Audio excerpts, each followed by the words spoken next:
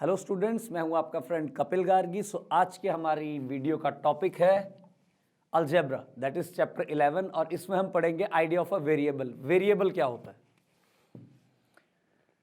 उससे पहले हम बात करते हैं अलजेब्रा की। पहले अलजेब्रा क्या है? Algebra is one of the broad part of mathematics together with number theory, geometry and analysis.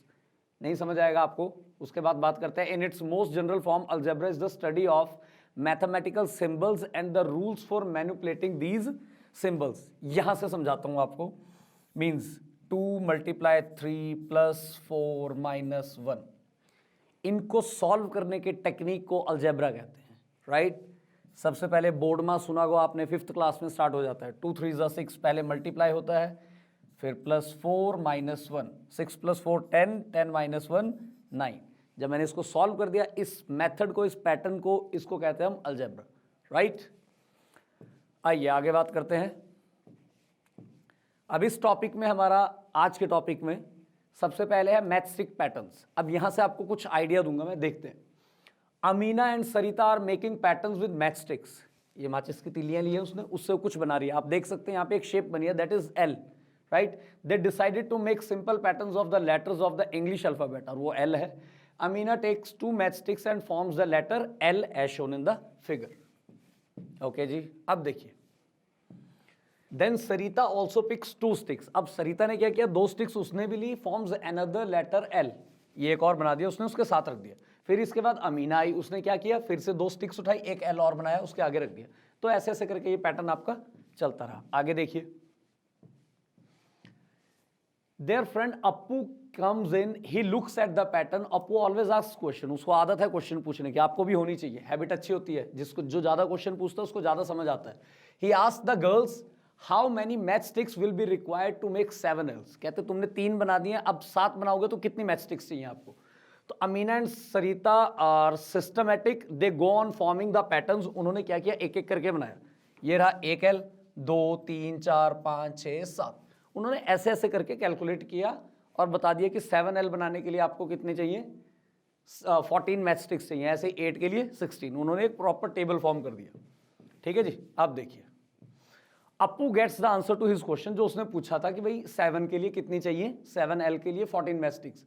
While writing the table, Amina realizes that number of matchsticks required is twice the number of L's formed. ऐसा ही था, एक L में 2 थे, 2 में 4, ऐसे ऐसे ही होता रहा। 7 में 14 आ गया, double. So the number of matchsticks required किसके इक्वल था? Equal to 2 × number of L's। यही था, yes. So that rule was, अब यहां से रूल निकलता है कि the number of matchsticks required equal to 2n। अगर आप ये n क्या ले रहे हो, L's, राइट? एक एल बनाओगे तो n की वैल्यू 1 आएगी, 2 एल, n की वैल्यू 3। तो ऐसे ऐसे करके अगर आपको 50 निकालने हैं तो आप डायरेक्ट बता दोगे 50 एल बनाने के लिए कितनी मैचस्टिक चाहिए, 100, 1000, 10,000, जितने मर्जी, डायरेक्ट फॉर्मूला से। नहीं तो क्या करना पड़ता, एक टेबल बनाना पड़ता। तो अलजेब्रा इसी चीज को सिंपल कर देता है कि आपके जो आपका कैलकुलेशन पार्ट है उसको सिंपल कर देता है, राइट? सो आइए आप देखिए, पिछले रूल को करते हुए यहां पे कुछ क्वेश्चन है, उनके जवाब देते हैं। So find the rule which gives the number of matchsticks required to make the following matchstick patterns. जैसे पहले L बनाया था, अब T, Z, U और E बनाने के लिए कितने कितने मैचस्टिक्स चाहिए आपको, और क्या रूल बनेगा उसके लिए। देखिए जी, T बनाने के लिए ये अलग अलग आपको शो हो रहे हैं ना, ये 2 मैचस्टिक्स है, ठीक है? तो इसका फॉर्मूला क्या बनेगा, अकॉर्डिंग टू दैट 2n। अगर हम n ले लेते हैं T को, राइट? नेक्स्ट है Z के लिए 1 2 3। तो फॉर्मूला क्या बना आपका, 3n। U बनाने के लिए 1 2 3, अगेन 3n। और यहाँ देखिए 1 2 3 4 5। तो E बनाने के लिए आपको कितनी मैचस्टिक्स चाहिए, 1 के लिए 5, ऐसे 2 के लिए 10, 3 के लिए 15। यहाँ पे n की वैल्यूज आप पुट करते जाओगे जितने आपको E चाहिए, या U या Z या T, हर एक के लिए, राइट? सो आइए देखते हैं next. So if there are 50 mangoes in a box, how will you write the total number of mangoes in terms of the number of boxes? अब ये सेम वही चीज है कि अगर एक बॉक्स में आपके पास कहते हैं 50 मैंगोज हैं, so how will you right the total number of mangoes in terms of the number of boxes. की मतलब अगर सपोज आपके पास इन्होंने दे दिया है use b for the number of boxes, मतलब 50 है, यहाँ पे उन्होंने वो नंबर ना लेके एक सिंबल ले लिया, अपना अल्फाबेट ले लिया, दैट इज बी। तो बी बॉक्सेस में कहते हैं कितने मैंगोज होंगे, एक में अगर 50 है, दो में कितने होंगे 100, तीन में कितने होंगे 150, ऐसे ही चलेगा। सो अगर मैं बी में बात करूं तो आपके बी में कितने हो जाएंगे 50 टाइम्स बी। सो क्या बना फॉर्मूला आपका 50b, या बी बाहर पहले लिख दो 50, मैं आपका मल्टीप्लिकेशन है, कॉम्यूटेटिव होता है, आगे पीछे लिख सकते हो, राइट। नेक्स्ट इसके लिए देखते हैं अब, the teacher distributes 5 pencils per student, can you tell how many pencils are needed given the number of students. ये आपको नंबर ऑफ स्टूडेंट्स गिवन है s, the teacher distributes 5 pencil per student, एक student को 5 pencil दिए तो s students को कितनी pencil देंगे, सिंपल है, आपका फॉर्मूला आ जाएगा 5s, राइट। सो आइए नेक्स्ट बात करते हैं, the sides of an equilateral triangle is shown by small L. ठीक है, इक्विलेटरल ट्राइंगल आपको पता है क्या होता है, एक ऐसा ट्राइंगल जिसकी तीनों साइड्स इक्वल है, ये रहा। सो एक्सप्रेस द पेरीमीटर, पेरीमीटर क्या था इक्विलेटरल ट्राइंगल का, आपको लास्ट वीडियो में याद होगा, इक्विलेटरल ट्राइंगल का पेरीमीटर आता है 3 मल्टीप्लाई साइड। अब साइड कितनी लिया हमने इसमें l, तो क्या फॉर्मूला बनेगा हमारा पेरीमीटर का, पेरीमीटर p से डिनोट कर रहे हैं हम, तो ये आ जाएगा साइड की जगह l, तो 3l, राइट।